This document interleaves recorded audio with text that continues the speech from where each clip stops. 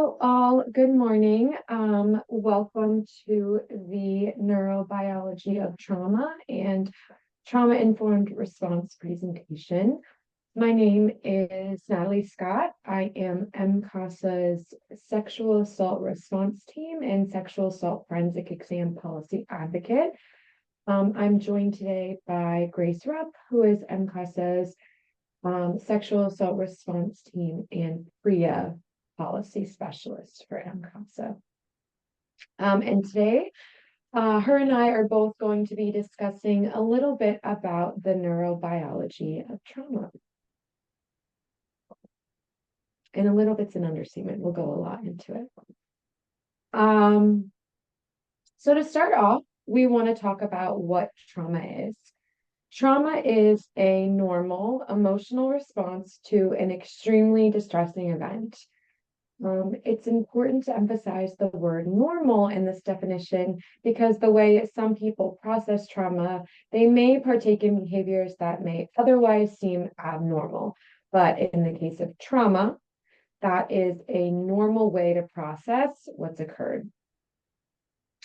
So, for example, if someone has experienced a distressing event and is lying in bed all day crying, that may seem abnormal. But if we're given the context of what's occurred, that's a normal response. Another important element to mention is in this definition, we see the phrase distressing events, and distressing events can really vary from person to person. So it's something that we get to decide.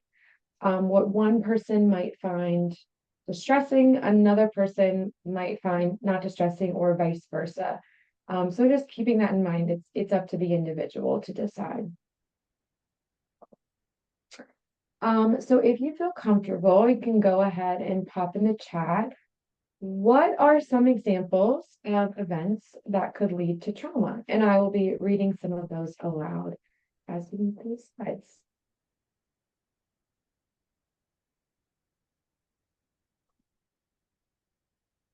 I'll give everyone a couple moments to think.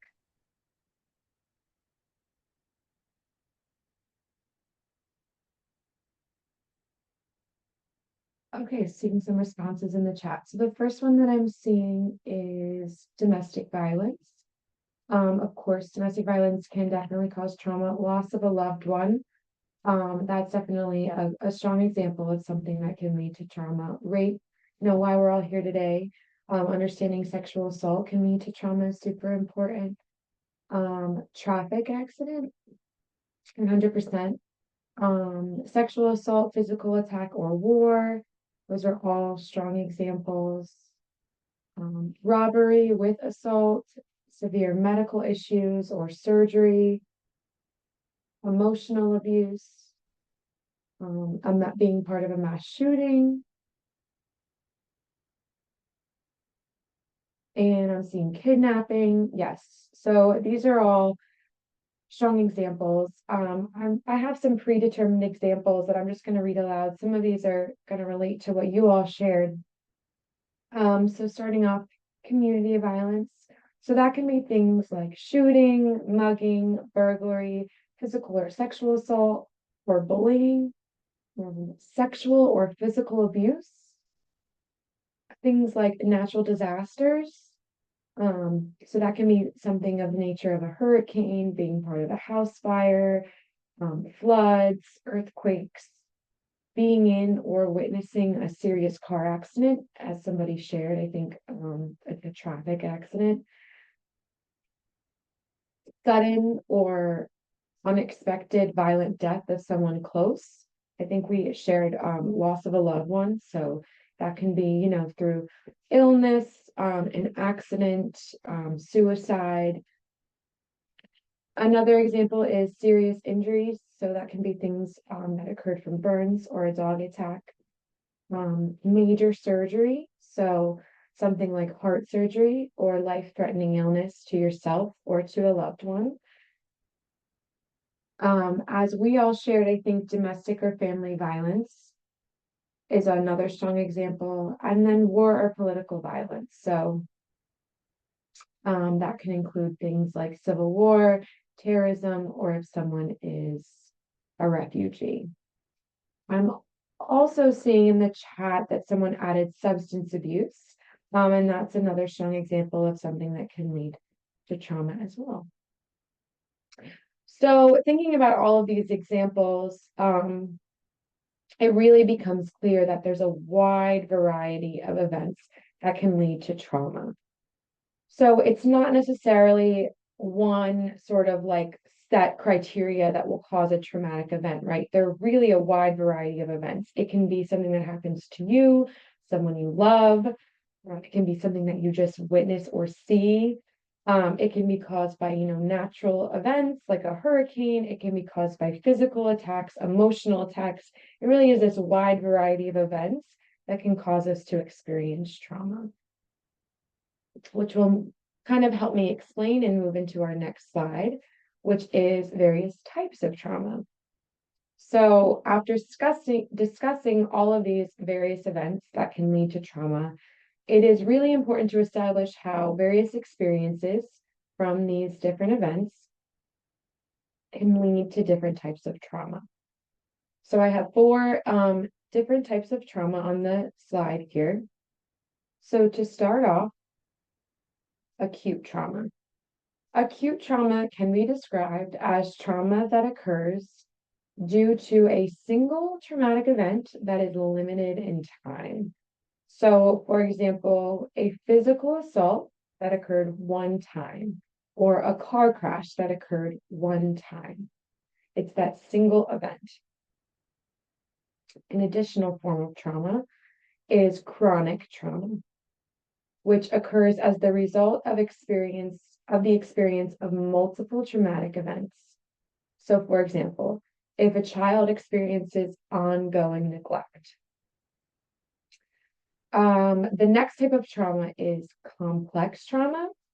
And complex trauma includes exposure to chronic trauma and the impact such exposure has on the individual. So what I mean by that is it may apply to survivors who are involved in a human trafficking situation where traumatic events occur to them continuously. This can also be the trauma that's experienced by refugees.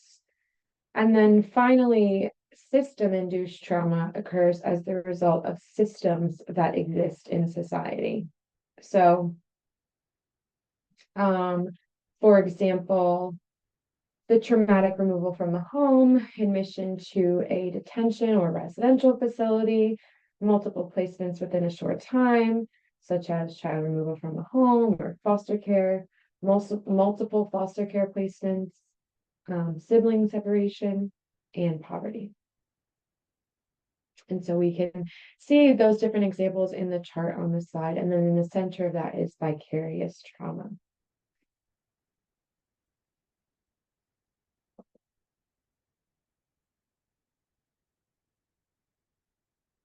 So the next thing I have for you all is another question.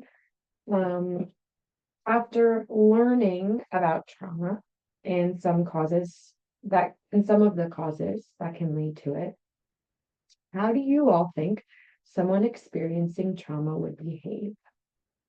So I'll give you all a moment to think about this and respond in the chat, and then I will read those responses aloud.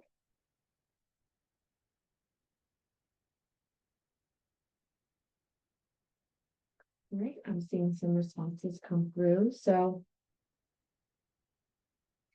let's see. Starting off, I'm seeing they might be distant for sure.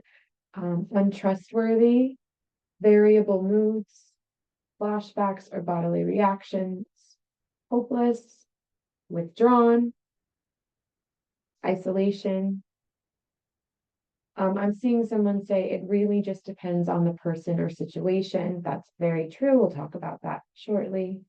They can be frustrated or clingy, fearing similar situations, depressed, angry, some compulsive behavior, unwilling to talk about their feelings or emotions, violent.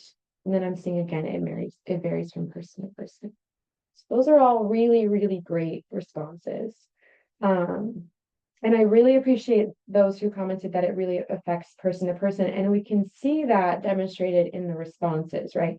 Somebody might be super, feeling a lot of strong, angry emotions. Someone might be feeling large levels of depression or sadness. Some people might be experiencing high levels of anxiety. Some people might seem distant or disassociated from their emotions. So all of these feelings are very, very different from each other. But they're all ways that someone could react to trauma. So those are all great examples. I don't even have to go into my pre-listed examples, but I do just want to share that another way that someone can react to trauma is to be happy and joking. So this may seem like a little bit of a shock, but it just goes to show that the way people react to trauma is really, really different. And some people, that just may be the way that their body reacts. In my generation, I'm a Gen Z. I know it's like a common thing on like social media to make trauma jokes. And so that might be the way that someone chooses to process trauma.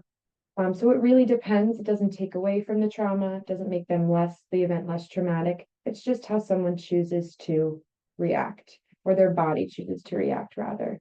So again, these examples go back on the idea of what we were saying earlier, that responses to trauma may seem like abnormal behaviors, but they're actually normal responses, and there's not one way to process trauma.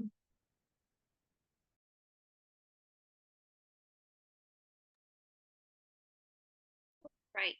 So now we're going to discuss the definition of trauma and the symptoms someone who's experienced trauma may demonstrate.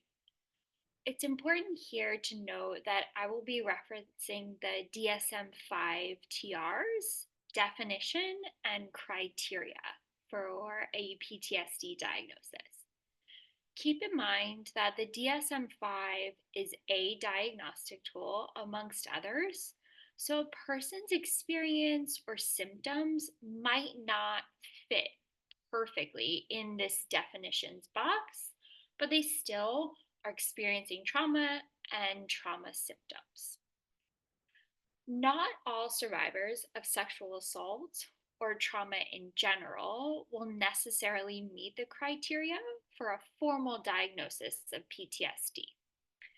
That is normal and does not invalidate or suggest in any way that the trauma they experienced was not real or bad enough, or their symptoms aren't pressing and urgent.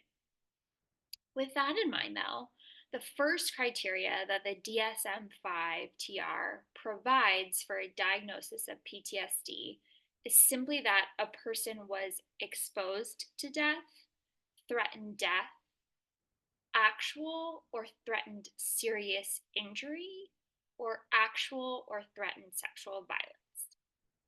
Important in this diagnosis is direct exposure or witnessing trauma, meaning indirect exposure. For example, indirect exposure to the details of trauma usually happens for many professions in our field. So think about forensic nurses, first responders, doctors, physicians, therapists, advocates, law enforcement. Other indirect exposure examples can include things like learning the experiences of a close friend or family member when they disclose, witnessing mass violence, witnessing a car crash, things like that. So it is both the direct and indirect exposure piece.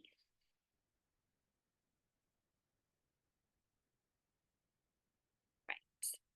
So here are some of the trauma symptoms in PTSD. Again, based on the DSM 5 TR. These are just some of the symptoms you may see in the survivors you work with, not necessarily all. It's important to remember that everybody's brain is different. We all respond to trauma differently. So these symptoms are some, not all. So survivors may re-experience the event. This looks like unwanted memories, nightmares, flashbacks, really those intrusion symptoms that you'll see. Survivors may also display avoidance behavior, meaning that they avoid trauma related stimuli or things that remind them of the trauma. Will often use the language of triggers. So, an example of this is survivors might avoid certain locations that remind them of the event, or maybe where the event itself took place. You'll see on the screen two different maps. When I was working with college survivors, I can remember a lot of them avoiding locations on campus or taking alternate routes, right? So, really avoiding trauma related stimuli. You'll also see negative alterations in cognition and mood. So, those thought patterns, those feelings, emotions are shifting, which can compound feelings of isolation. So, survivors can isolate themselves after the trauma or when experiencing symptoms. So, those negative thoughts or feelings, or even what we would describe as flat affect. So, changes in their arousal and reactivity. And that goes both ways. So, you might see survivors who are experiencing that flatness or that disassociation all the way towards the other end of the spectrum with um, hyperactivity, hyperreactivity, but really arousal that's outside of their norm. You'll also see folks maybe have a decrease in interest in the things that they used to enjoy. Um, I list all of these out in this way, but I just want to remember and reiterate for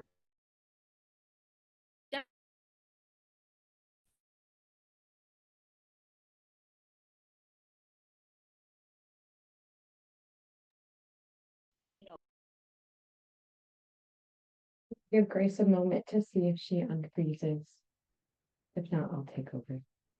oh no. You're back. You're Oh, good. good. Okay. um, so again, right?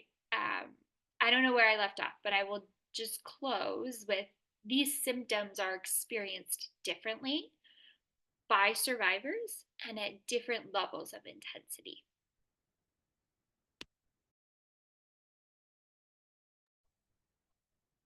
So moving on, when we look at the data, 7.8% of the US's population will experience PTSD or PTSD symptoms. It's important to note that of those 7.8%, 31% of those individuals will be sexual assault survivors. So it is less than half, but it is a really large percentage of individuals who are diagnosed with PTSD that have also experienced sexual assault.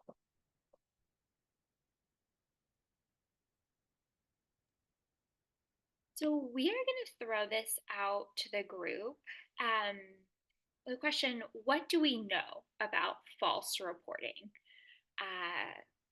around sexual violence? Feel free to use the chat as you feel comfortable. But maybe what do you think the percentage of false reports are?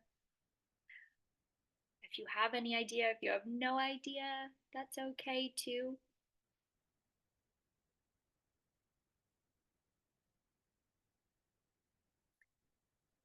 So I'm just going to read these out for folks. It can make it harder for actual victims to come forward. It hurts real victims, 2 to 8%, a very small percent. It's extremely rare. I think it's around 3%. Nicole said it's not my position to determine if a report is true or false. If a report comes to my office, it's a report and will be treated as such. Naomi noted it happens at the same rates of other crimes.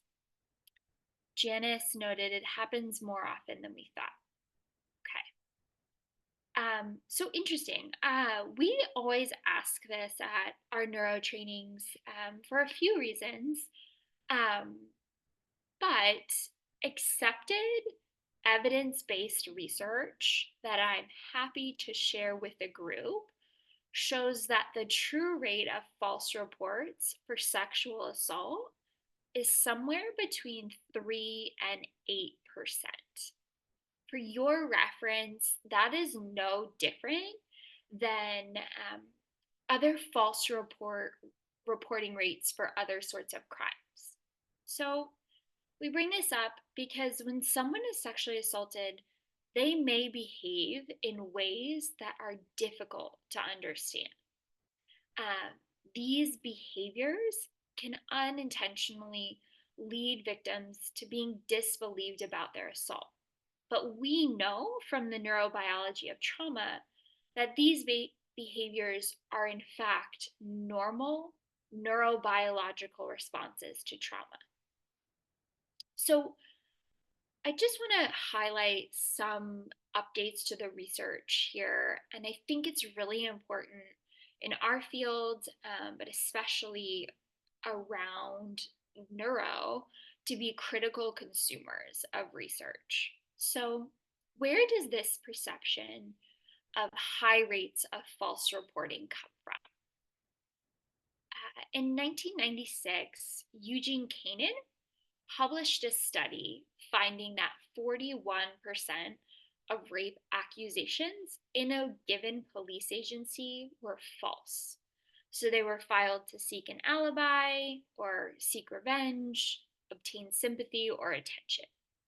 In this study, victims were told that they would have to pass a polygraph, and if their account was not able to be proven, they would be charged with a false report. It's really important here to note that this study only reviewed files from a single unnamed agency, nor did this study have any sort of independent oversight, um, ethical checks that most higher ed institutions require of research. Um, and there's so much controversy around the use of polygraphs and the science behind that. But current DOJ research puts the rate of false reporting somewhere between 3 and 8%. There's so many different regions of the brain that are impacted by trauma. And today, we're just going to learn about a few.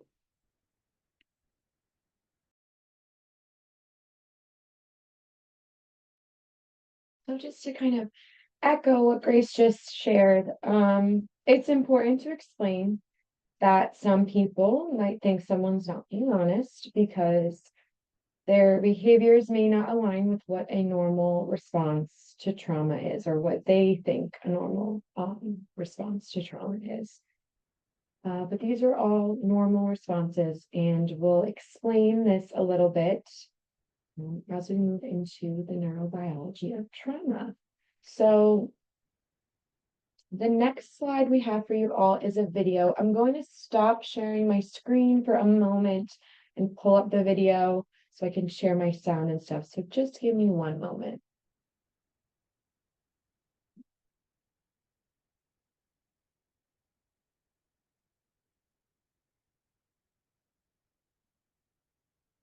Natalie, while you're doing that, I just want to read in the chat a comment that Maggie made. She noted, I think folks tend to get tied up in what's reported versus what can be prosecuted. Just because it can't be prosecuted doesn't mean it didn't happen. Thank you, Maggie.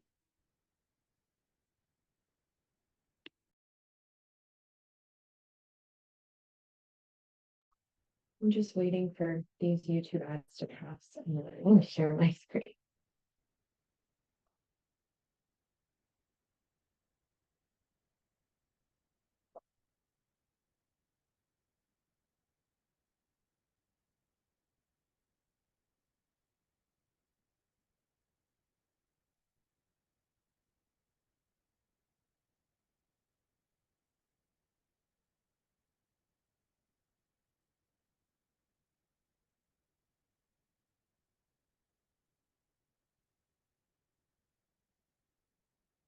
Okay, are we able to see this? Yep. Perfect.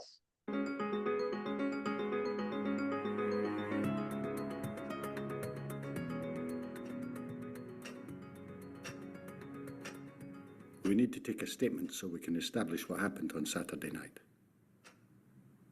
What time did you get back to David's flat? What time? I don't know. Can you give us an estimate? I don't remember. Would your pals remember what time you left the club?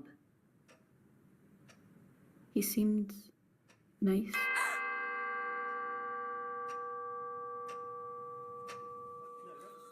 She didn't remember much, did she? I know. And now we've got to waste more time on a daft lecture. We know how to deal with victims. We've had years of experience. Well, some of us have had more years than others. I'm in my prime, I'll have you know. That'll be right. Today's session is about trauma. The latest in brain science will help you in your work. I'll start with a tour of the parts of the human brain. The reptilian brain maintains basic bodily functions. The limbic system is also instinctive. It deals with fear and pleasure. For example, you pat a dog, it senses pleasure, and without thinking, wags its tail. The neocortex is the site of logic, imagination, planning, and control. It's more sophisticated, but because it's conscious, it's slower than the older parts of the brain. The amygdala is a key part of the limbic system. It has one job: to sense danger and set off the alarm. When it's a matter of survival, the primitive parts of the brain override the conscious part. There are three possible survival responses: fight, flight, or the one that people don't think of, freeze. When the alarm goes off, blood and oxygen are diverted to muscles, adrenaline floods the body, and all systems that are not crucial to survival are switched off. Normally, the job of the hippocampus is to file memories so you can retrieve them later, but in times of danger, it stops filing memories, which makes it harder to gather evidence later on. Instead, the hippocampus switches to pumping cortisol. What's useful about cortisol is it stops us feeling pain, so we can focus on survival. Can anyone give me an example? A farming accident where a man carried his own arm for a mile without feeling any pain? Yes, excellent example. It is an evolutionary safety mechanism, which is fast and instinctive. In essence, it's our body's very clever way of protecting us. To recap, an example of the three parts of the brain working together. You're standing at a bar. Your reptilian brain is keeping your heart beating. You're enjoying the pleasure of a nice pint with your limbic system. You're using your neocortex to work out if there's time for another before the last train. What could happen to make the amygdala kick in? What if this happened? The way you'd respond would depend not on your logical brain, but on your instinctive brain. Being glassed in a bar would be a traumatic experience. Who can give me another example of an event that can cause trauma? War? Rape? A car crash? Good, yes. Trauma occurs when a person is overwhelmed by something beyond their control. The survival brain takes over the rational brain. It can lead to post-traumatic stress disorder, PTSD, with symptoms that last at least a month. Vicarious or secondary trauma is something you may experience if you deal with incidents such as rape or sudden death, or think of Lockerbie, Dunblane. You're not superheroes. Having a brain makes you all vulnerable to secondary trauma. It's important to understand that when trauma occurs again and again, it can become complex PTSD, such as in domestic abuse or child sexual abuse. The alarm system in the brain becomes jammed. Memories are stuck in the limbic system, so a trigger can set off the alarm. The trigger could be anything: a colour, a smell, a sound, a sensation. Now, the indicators of trauma. What should you be looking out for? Depression? Crying a lot? Yes, that's one response. And at the other end of the spectrum, total numbness. Nightmares. Flashbacks. Stress. Good, yes. And they may feel sick. Also, shame, feelings of guilt, inability to enjoy sex, social isolation, triggers. People often feel overwhelmed by the symptoms of trauma. This can lead to using alcohol or other drugs to block out memories, or self-harm, or dissociation when a person's mind detaches from reality. Indicators can be specific to the type of trauma. Say, dental problems, when someone who was orally abused avoids going to the dentist. A victim of abuse might bond strongly to her abuser. This is known as traumatic bonding, or Stockholm syndrome. And jumbled up memory, when a person's normal recording of memories doesn't work. Can you recall any times you've seen that symptom? What time? I don't know. A traumatized person may not seem like her usual self, or may be hypervigilant, on edge, or being startled by everyday things. Everyone is different. You never know what impact trauma will have. Symptoms can change from day to day. So what does all this mean in practice, in your job? A traumatized person's brain is protecting them, but that normal human response of self-protection can get in the way of evidence gathering. The US military has developed new trauma-informed interviewing techniques that you can use to work around this. Research shows that if someone seems vacant, they could be distracted by their traumatic memories. Try to ground them by asking a simple, non-patronizing question such as, "Are you thirsty? Do you want a glass of water?" This can help bring them back to the here and now. Don't expect a logical, linear story. Ask, "What can you recall just now?" Find out what the victim physically felt or saw. Working this way, from the instinctive sensory parts towards the logical parts of the brain, you'll get more results. In conclusion, 4 things for you to take away. Trauma response is the brain in survival mode. Repeated abuse can make trauma symptoms worse. In response to trauma, people will behave in unexpected ways. Remember, trauma is a normal human response to abnormal events.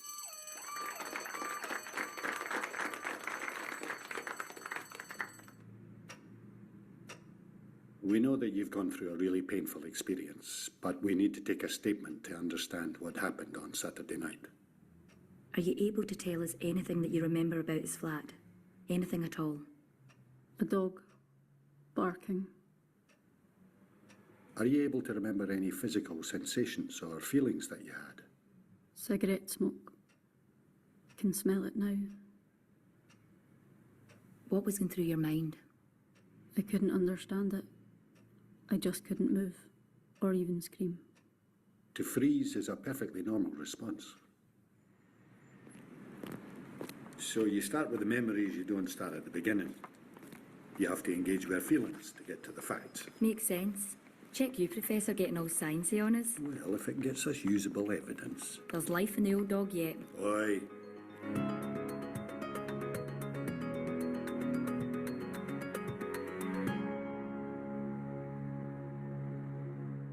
Between oat milk and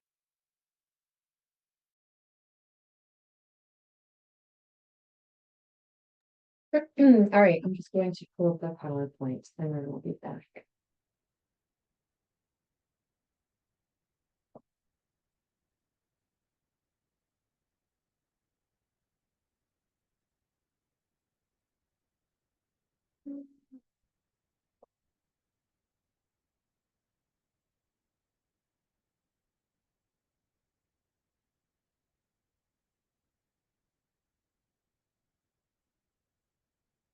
Unfortunately, the PowerPoint started from the beginning, so let me just move through the slides.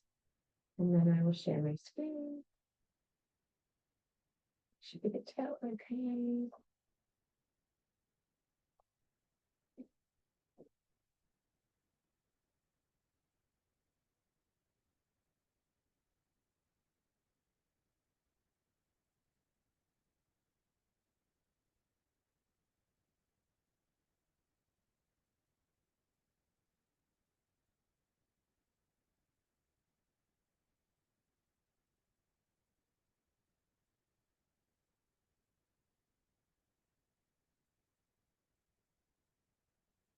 All right.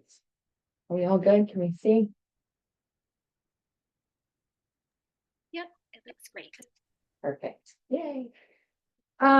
So before we move on to our next topic, I just want to briefly mention a technique that was talked about in that video, which is forensic experiential trauma interviewing, also known as FETI. So this was created by a former special agent. His name is Russell Strand. And the purpose of this is to collect as much forensic and physical evidence as possible. So it uses steps that focus on tools to help survivors recall information and implement those into their interviewing style. So this is broken down into steps. The first is to express genuine empathy or expressing sorrow for what happened to them. That's because this helps build rapport. The next step is using the approach or using sentences similar to help me understand what you are able to remember from the experience. So making it not so much about chronological order, but more so what they are able to recall as they're able to recall it. Finally, step 3 is listening to what the survivor is sharing and also making sure that they acknowledge the difficulty of the situation. So it's important to focus on what can be remembered. So, for example, instead of a specific narrative, does the survivor remember specific sounds, colors, or sensations?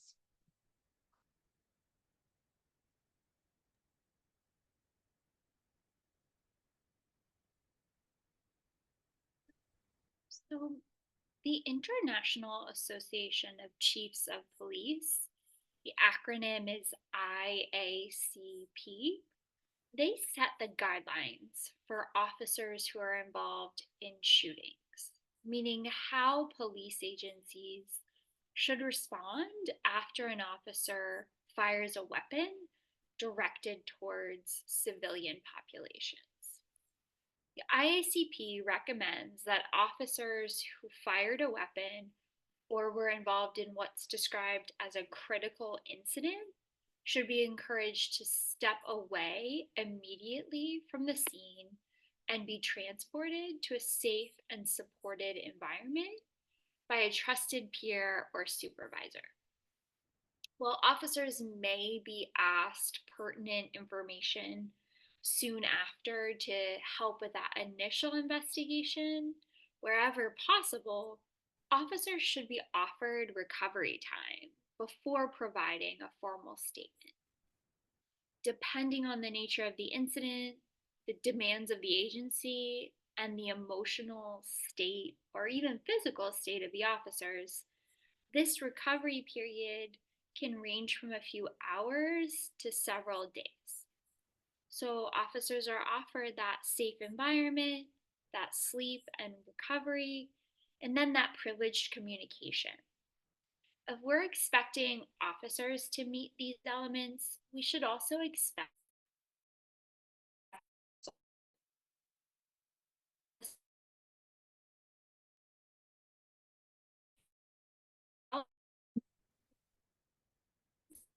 Give her a second.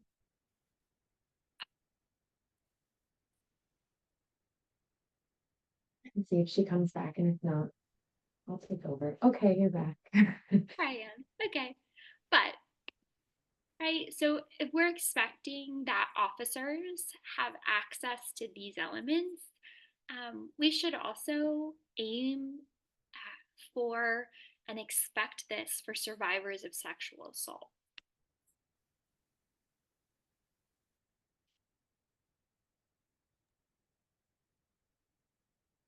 So moving forward, now that we have learned about this background information, we can go into the neurobiology of trauma and talk about the brain specifically. So we're going to learn about different parts of the brain, and these were kind of touched on in the video. But to begin, the prefrontal cortex controls normal thoughts and actions or your executive functioning. So this is activated and allows you to focus in moments like right now, hopefully when you're listening to this presentation, or in moments maybe you're in class, those sort of environments. The next part of the brain that we're going to focus on is the amygdala. And the amygdala stands for environment threats. And this can be known as the fear center sometimes, as it notifies you when you're in a dangerous situation. When the amygdala starts to go off, the prefrontal cortex goes down and it shifts focus away from everyday tasks to the fear you may be experiencing for environmental threats. So a good example of this is, let's say you are sitting on a bench reading a book and you're focused on the pages in front of you, and you notice that someone is staring at you intensely in a way that makes you uncomfortable. You can no longer focus on the pages because your amygdala is going off. Your prefrontal cortex may typically use executive functioning and say, get out of that situation, call a friend, move elsewhere. But because you're focused on fear, or your brain's focused on fear, that could prevent that from functioning, from that functioning from happening.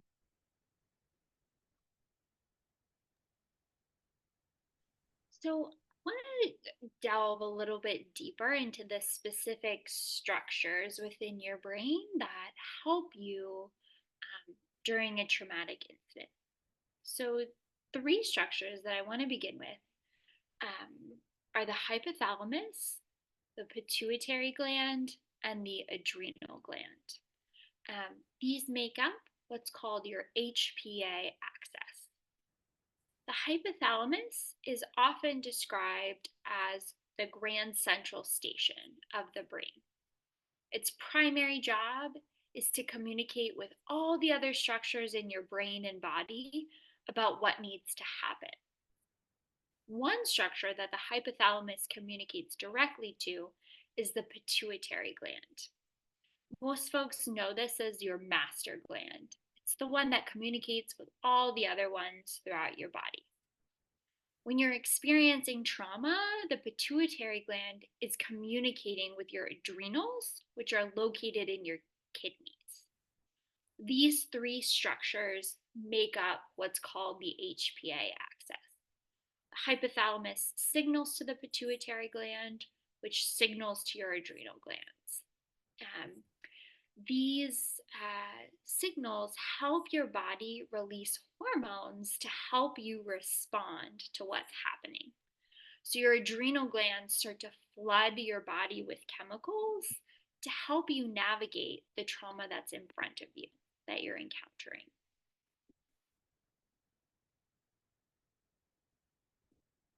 So what hormones are being released? The first hormone is catecholamine. The most common one we're all familiar with, right? It's also called adrenaline. This hormone is particularly helpful in fighting or flighting. Fighting or flighting. My goodness, so many F words. Then you'll see cortisol, right? Which most of us know as the stress hormones. Cortisol, typically those levels go up, and it's going to increase the amount of energy that your body has to fight or flee a scenario. Then we have opiates, those blunt physical pain that you might experience. Then we have oxytocin, which is released in order to try to increase positive feelings. Now that's hard to contextualize, right? Why would you want positive feelings at the time of trauma? I often associate oxytocin with like cuddling or mother-child bonding, but oxytocin is released to try to even out the body's release of opiates, which serves as a natural morphine. The release of these opiates will help blunt physical pain.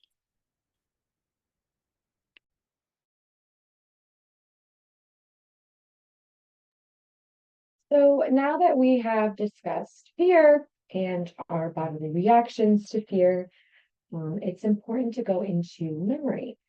So the hippocampus is responsible for our memory, and it works to encode and store memories. It's disrupted when fear kicks in, but it's really important to mention super encoding versus minimal encoding when trying to understand memory in the brain.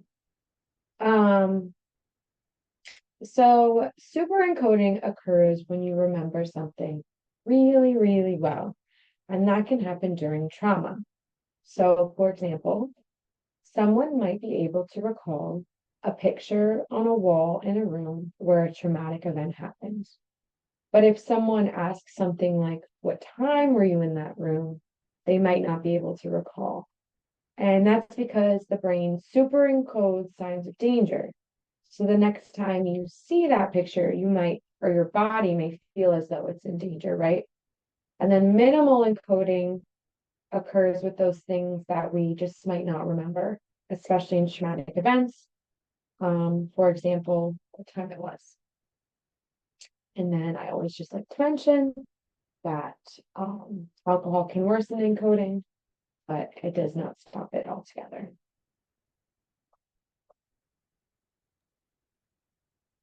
So from here, Natalie and I are going to review sort of what this might look like if you were observing it in someone. So how might they behave? How might their body be responding as if you were witnessing this?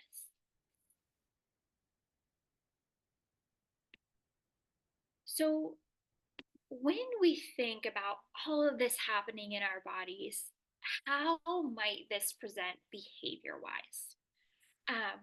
The defense cascade is a helpful sort of framework for understanding the motions, so to speak, that your body is going through at the time of trauma or when we perceive a threat.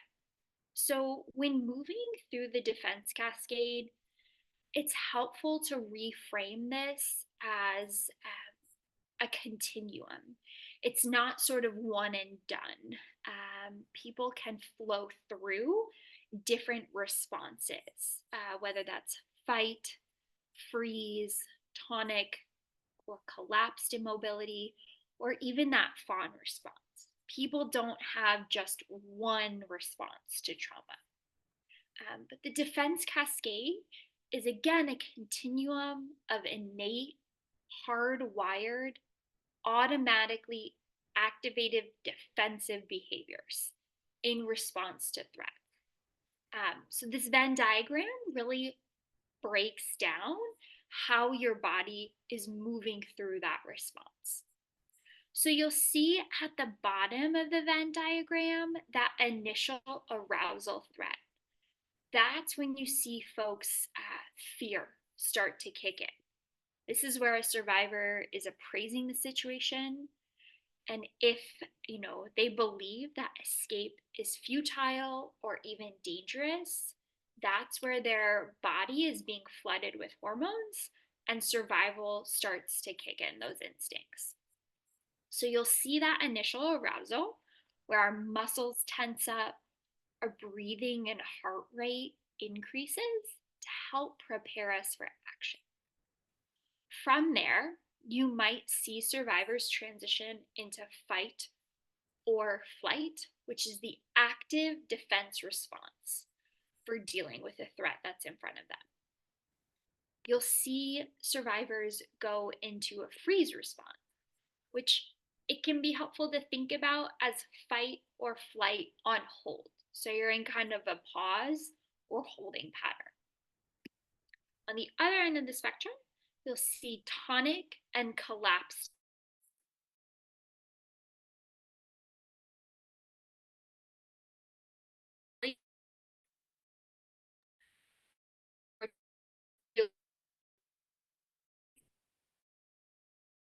Give her a moment again, and then hopefully she'll come back. And if not, I got it. No. Okay. You're back. You're good. Okay. I'm sorry, y'all.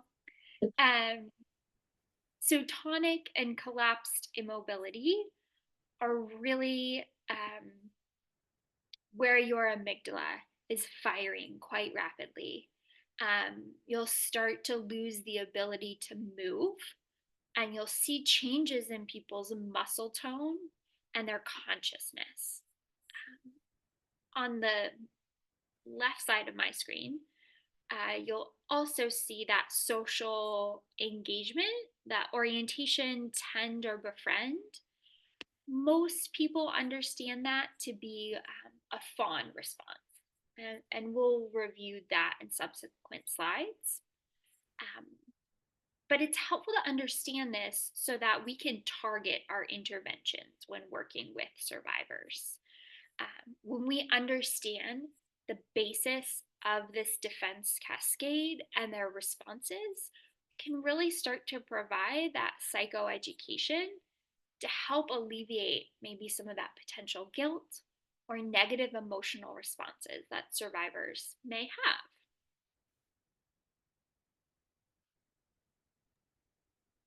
So I'm going to talk a little bit about that first element of the defense cascade, which can be referred to as the fawn response. In the diagram that we share, it's called orientation, social engagement, tend, or befriend.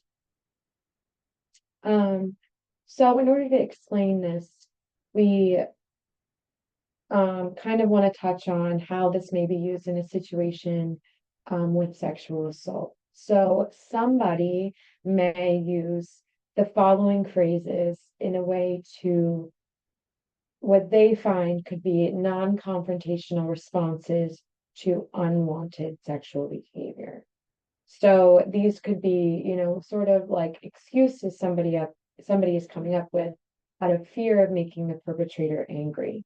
So that could be things like, my partner will be mad, I don't have any condoms, my friends are looking for me, or I have an early date tomorrow. Those are all kind of those examples of something called self-protection habits, which are part of that tend or befriend or fawn response. So moving into fight, flight, and freeze. Just want to highlight and really reiterate that these are evolved responses. We evolved as prey. So that when our amygdala detects fear, it halts all the other bodily processes that normally happen for us. So we evolved as prey. We evolved to freeze first and then flee if possible. You've all heard of fight or flight and probably wondered what we would do if we were given or in XYZ scenario. What we don't often realize is that before we fight or flee, our body freezes. So typically how that presents behavior-wise is our eyes will widen, our pupils will dilate, and our hearing becomes more acute. So other senses come online. This is our body's way of essentially prepping to either fight or flee. Neither is necessarily going to take place, but this is that initial freeze is our body's way of stopping us and evaluating the danger in front of us.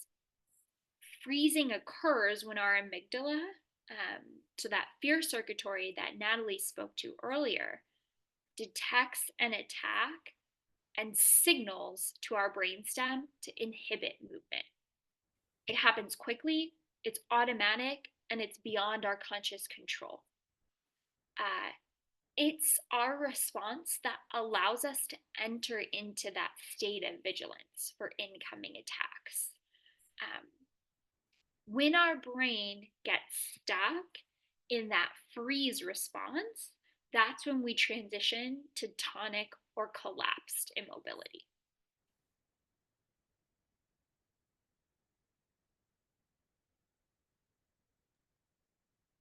So now, looking at the different ways that Grace touched on, of the way that bodies or our bodies can respond to fear, we're going to go into tonic immobility.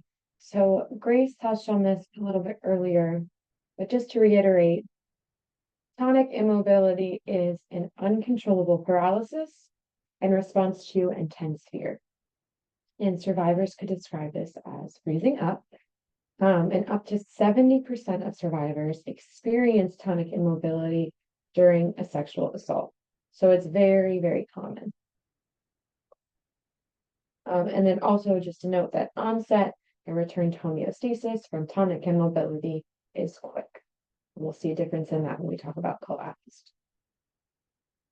So collapsed immobility is when our body is, it is an extension of tonic immobility, but it's usually what we would think about as the opposite end of the spectrum from a fawn or fight or flee response.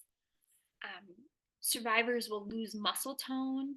You'll see changes in consciousness or loss of consciousness. You'll see heart rate decreases. Often folks describe this again as like going limp, feeling like a rag doll.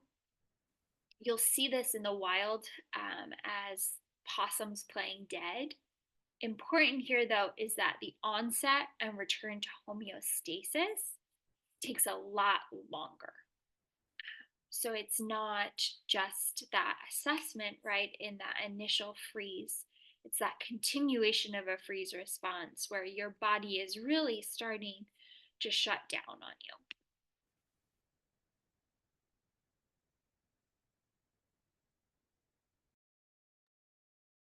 So now we're going to talk a little bit about neuroresponses specifically in the animal kingdom, so outside of humans.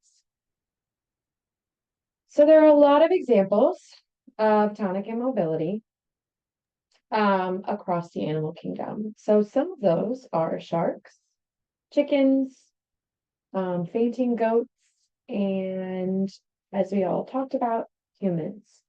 And then collapsed immobility occurs in other animals as well. So that occurs in snakes, possums, and impalas. And then, as we know, in humans as well. So we can see here the example of tonic immobility. We can see an example in sharks when they're touched in a certain area, they exhibit tonic immobility. The goat example as well. And possums, as we know, they do often play dead. And then here's an example of humans as well. On slide too early. But when we learn about these different elements of tonic immobility, it's important to explain how it's exhibited in the animal kingdom because survivors may engage in self-blaming behaviors like, why didn't I move? Why didn't I call for help? Why did I just freeze? But explaining that this is a normal biological response that happens across different types of beings and across the animal kingdom can explain to survivors that it wasn't their choice and it's not their fault.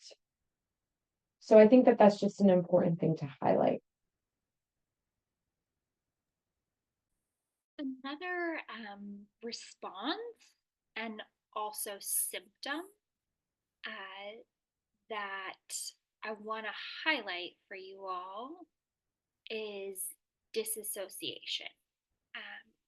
I think this has become more of common vernacular, but disassociation can happen at the time of the assaults, like the time of impact, and also as a symptom days, weeks, months, years later. Again, this behavior is a spectrum, or the symptom, forgive me, is a spectrum. It looks different person to person, but typically people describe it as like feeling blank, really disconnected from their physical person, almost like they're above their body or that they've entered autopilot mode. You'll see this disassociation, right, is a self-protection behavior and habit. So during, especially in cases of domestic violence, you'll see survivors do exactly what a perpetrator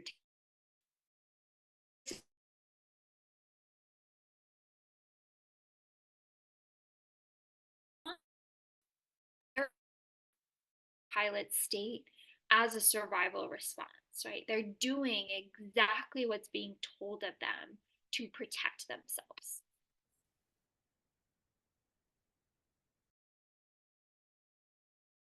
So the next thing that we have, I think we'll skip this video for now just because the sound and the music played in the background is like super high pitched. But basically this is a video of a cat and a mouse, and you kind of, no animals get harmed in the video. You kind of get to see the cat and the mouse move through not the cat and the mouse move through these different methods of the defense cascade. So it tries to befriend the cat, tries to, experience that immobility, and then it goes into attack mode and tries to attack the cat. So it is a little bit of a funny video watching a tiny mouse try to attack a cat that's much larger than it. But it kind of just serves as a good example of those responses, in action and how we move through them. We will make sure to send out this video with the slides so that you all can watch it if you are interested. But yeah.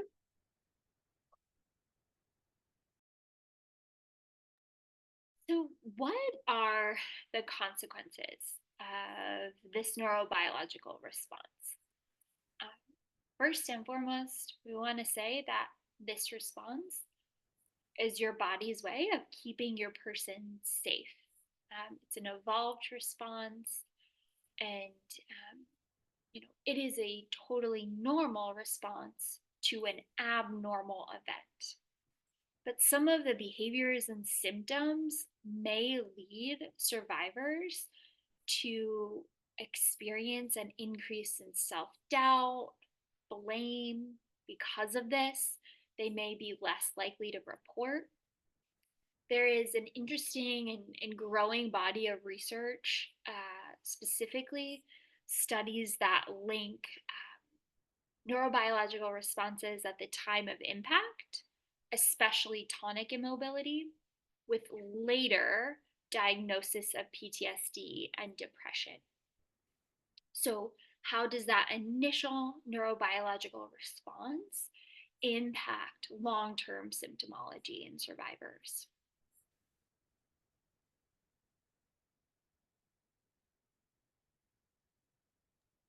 So to continue this discussion further, we're going to talk a little bit about brain activity and kind of understanding brain activity, and how the brain uses attention and focus. So to begin, we're going to talk about top-down attention. So top-down attention is the internal guidance of attention and focus that will help us meet our goals. So for example, looking at a main goal we want to achieve and then focus on the actions that can help us meet those goals. So this can be like a few things, right? If I, for example, have a piece of trash and I want to put it in the garbage, I know I have to walk upstairs and throw it in the garbage. And like I know about those steps that I need to take and put my attention towards to meet that goal. So it can be something as simple as that.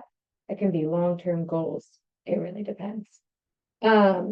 The opposite of this, or another different type of form of attention, is bottom-up attention, which is attention driven purely by external stimuli and factors, and it's a fear response.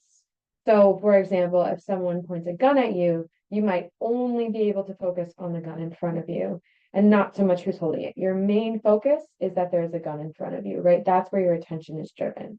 So when someone asks you to describe what the person looked like, who held you at gunpoint, you might not be able to recall because your attention was driven elsewhere, right? It's that raw sensory input and it's survival based.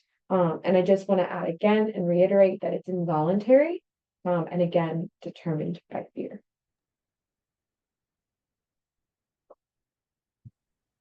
So when we look at brain activity and the differences in response between perpetrators and sexual assault survivors or victims, there are some pretty stark differences. So, research indicates that in the typical perpetrator, the prefrontal cortex, so the front part of your brain that has that executive functioning piece, is more in control. Definitely more in control than the amygdala, even when perpetrators are acting compulsively. So, the perpetrator is able to think more clearly, able to plan out tasks, and use their prefrontal cortex to direct and modify behaviors, um, even if those behaviors are habitual. So they have that analytical piece with them. For the victim or survivor, right, we know their amygdala is firing. While their prefrontal cortex is online, it's seriously diminished, right? Our fear circuitry has kicked in. This is typically where we're making those evaluations around fighting or fleeing. And our thoughts and actions are driven by the perpetrator's actions, meaning that it's a response behavior. Behaviors are controlled by reflex. So again, that brain activity looks very, very different, perpetrator versus survivor.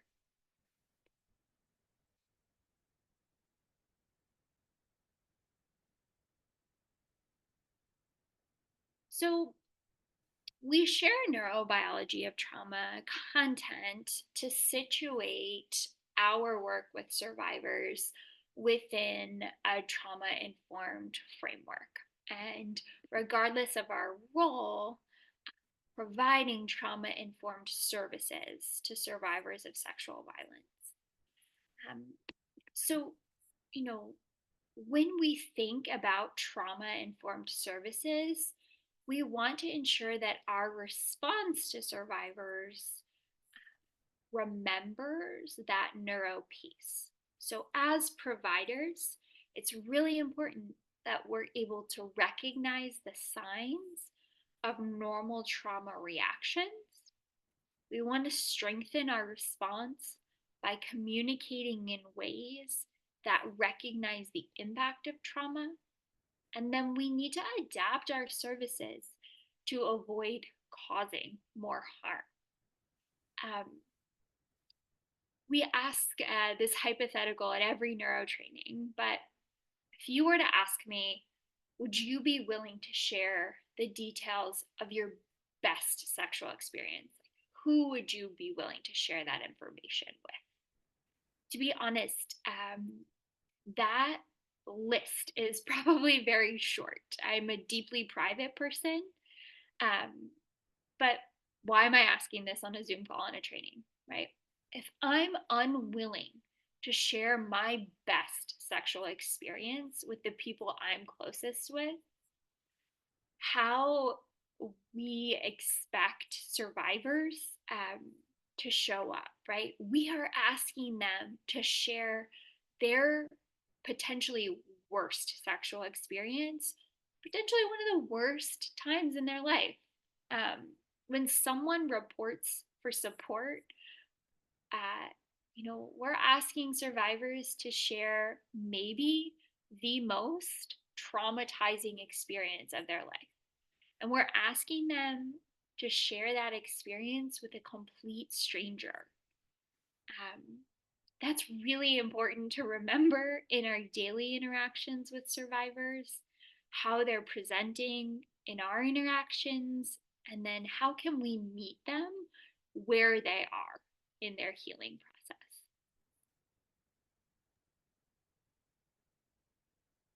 So when we talk about trauma-informed service, it is super important to be aware and address secondary victimization.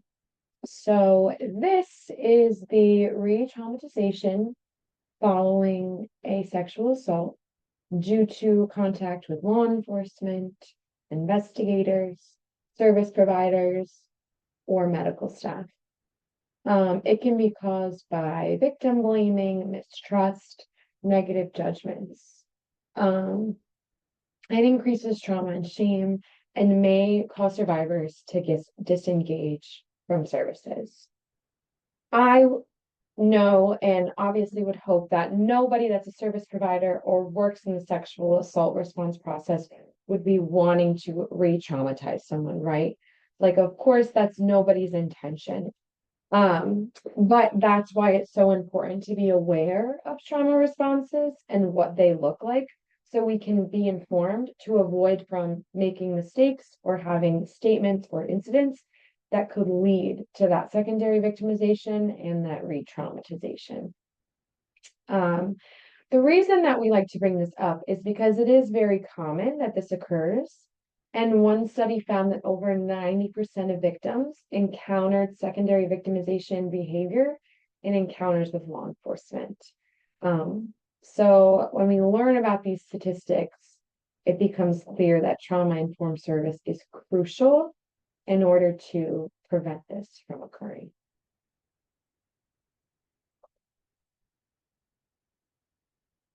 So when providing service to a victim of sexual assault, it's important to understand that there is no such thing as a perfect or typical victim. So always keep that in mind. It's also important to realize that forgetting details of an assault is perfectly normal. But there are exceptions. So if a person does remember a lot of details, doesn't necessarily mean that they aren't being truthful. Survivors may experience a wide range of behaviors and emotions, and that can include sadness, irritability, flatness,